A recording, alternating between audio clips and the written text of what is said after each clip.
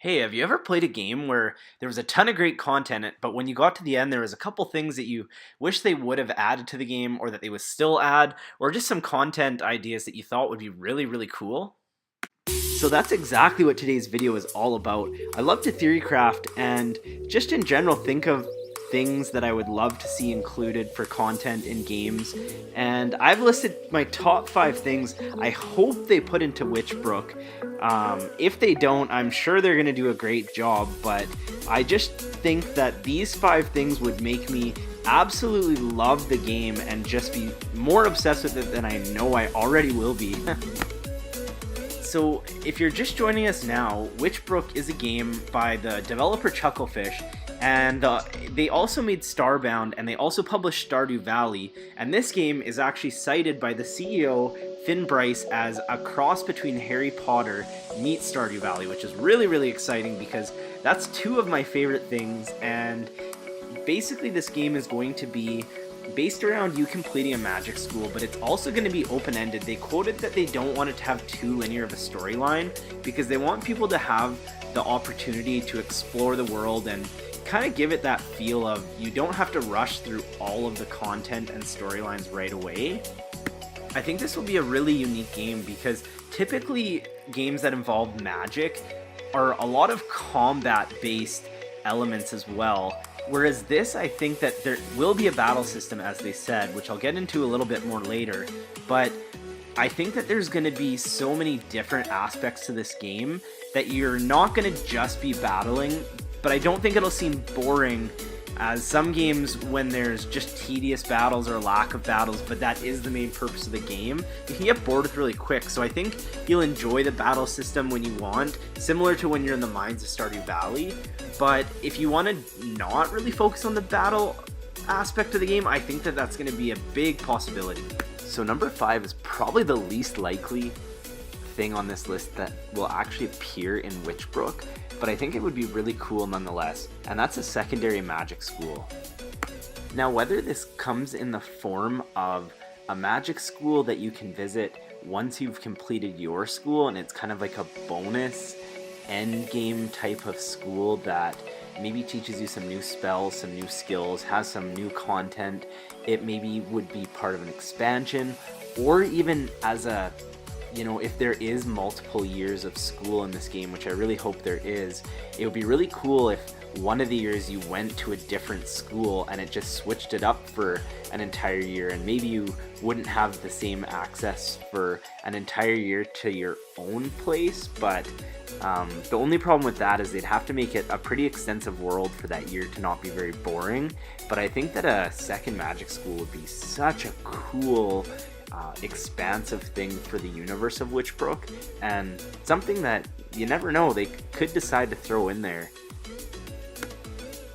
Alternately, if maybe you just knew that there was another school but never got to see it, but students and teachers from that school came in at some point, similar to the 4th Harry Potter Goblet of Fire, where that Durmstrang and Beauxbaton come for the entire school year. I just think that would be a nice touch, and it would kind of expand the universe of Witchbrook, like I said. So number 4 on this list is a hard battle system and difficult enemies. I would love to see a really cool battle system that's satisfying and not too easy. Of course, I don't want it to be difficult to understand or too complex, especially because they want the vibe of the game to not be centered around only battles. But it would be really interesting to have it actually be difficult to fight people, especially other non-playable characters or monsters that you may encounter. Developers of this game actually said that it's going to be an active battle system similar to the old Zelda games at this point. So you're going to have to run around and dodge attacks and spells while sending out your own. So I think that's going to be really interesting that it's going to be active time, kind of like in the Stardew Valley mines, where the enemies are going to come at you regardless, and it's up to you to defend and heal and all that stuff. So I think it would be so cool if you just didn't win every single battle, especially against other non-playable characters, and that there were some real challenges that maybe you could fight them at the start and there's just no way you'd win and you'd have to work up to it, because I hate when you can just roll everybody really quickly or keep restarting the day or keep reloading your game until you win. So that's kind of my hopes for the battle system. Alright, number 3. So this is something I'm actually really passionate about, and I don't know if I'm alone on this, but let me know what you think in the comments, because this is something I've always wanted in a game. So my idea is that you'd actually have like assignments and homework to do, and you'd kind of have to balance your time and complete your assignments and objectives for your classes, and you wouldn't necessarily just have enough time to do it or to do all of your assignments, and you kind of had to, you know, choose which classes you wanted to do better in. Alternately, you know, when in Harvest Moon, when there's a festival, that you have to just be there by a certain time, and then when you leave, it's a time lapse later. I thought that would be a really cool system for the school, that you'd go to school and you have to make it to your class by, let's say, 10 a.m. and then it will end and you'll be at, you know, 1 p.m. and then you'll have a couple hours, but then you have to make it to your next class by 3 p.m. And then that way they could kind of freeze the game and slow it down, so you could actually do some learning and some lessons, and maybe they have little side missions within the class, but then afterwards it's gonna jump you ahead in the day so that you may only have a couple hours at night before you have to go to bed and all that kind of stuff. So I think just the time management aspect, I know that in the early stages of Stardew Valley or Harvest Moon, that's always a big component, that you have to balance your time and you can't get everything done. So why not apply it to school, and you kind of have to choose which classes or spells that you're gonna have to, that you really want to do better in.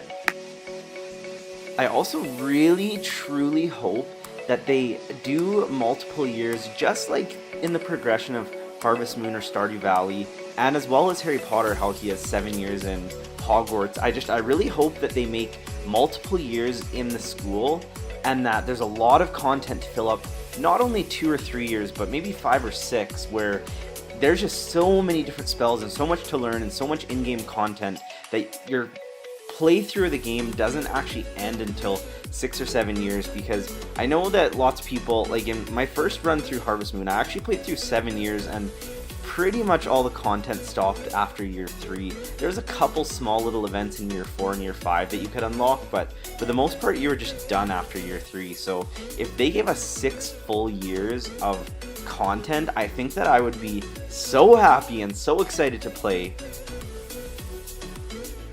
Number 2, this is something I think would be an excellent move on Witchbrook's part, is to have some evil non-player characters. I mean, in Stardew Valley, there are some grumpy characters, and in every game there's like that misunderstood kind of character that isn't really likable, but they end up being, you know, a fan favorite. But I think it would be really cool that some non-player characters would maybe even be friendly at the start, but their route is to go more evil, and just to have some surprises where somebody that maybe you've even built a relationship with turns and is like a bad wizard or witch. And yeah, I just think that would be such a cool, dynamic, interesting thing, that usually non-player characters are pretty neutral for the most part, you can ignore them, but to add in that extra little bit of drama and dynamics to the game, I think would be a really cool aspect that I hope they add. Another cool feature I think would be really interesting, especially in this type of game, is some randomized NPC deaths, that even from game to game it could change who would die and how many people, and really the relationships that you build could be safe or not safe depending on how the game progresses. So I think that would be a very interesting twist for Witchbrook, but again, I feel like that's a lot of programming, so maybe that would be too tough to do, but you never know. Last but not least, I would love to see a really expensive end game. In games, I love when there's something that's actually worthwhile to buy at the end, but it's so expensive that you really have to grind for it. But again, it has to be something that actually adds value to the end game, and that's not just something showy that you buy once just to say you have it. It'd be really cool if you could buy like a castle with a bunch of features or mini games in it, or, you know, run your own little shop in the town. Something that would be really cool, that would keep you playing and isn't really easily attainable. Like, as you can see up in the footage here, I have about 2.8 million in Stardew Valley, and I have pretty much everything that's worthwhile that I really wanted. I don't have some of the endgame items, and I'm sure if I bought them I'd be right back down to no money, but by this point in the game, it's pretty easy to get money. So I just hope that in Witchbrook, there's a big end game grind, because there's nothing more satisfying than buying a bunch of really cool items, buildings, adventures, all that stuff when you get to the end game. Even if it was something like you had to pay a really big amount to do a quest at the end, and like it was hard to buy, like I would pay money to do that. I'm not going to go too much more into detail about that. We all know about the endgame items. This video is getting pretty long, so I'm going to wrap it up. So I realized that really we don't know what Witchbrook's going to like and how it's going to play at all. So who knows if even any of this stuff will even be applicable, but because they said it's going to be taking influence from Stardew Valley, I think that some of this stuff could be applicable, and I really can't wait for the game. We don't know much about it yet. I'm going to be scouring the internet for any information I can find. And if you like this video, like and subscribe, all that good stuff. I'm going to be trying to make some content on a bunch of different games, and when Witchbrook comes out, I think that I'm going to cover it pretty extensively, because I think I'm going to absolutely love it. So let me know what you think in the comments, and we'll talk to you soon. Have a good day.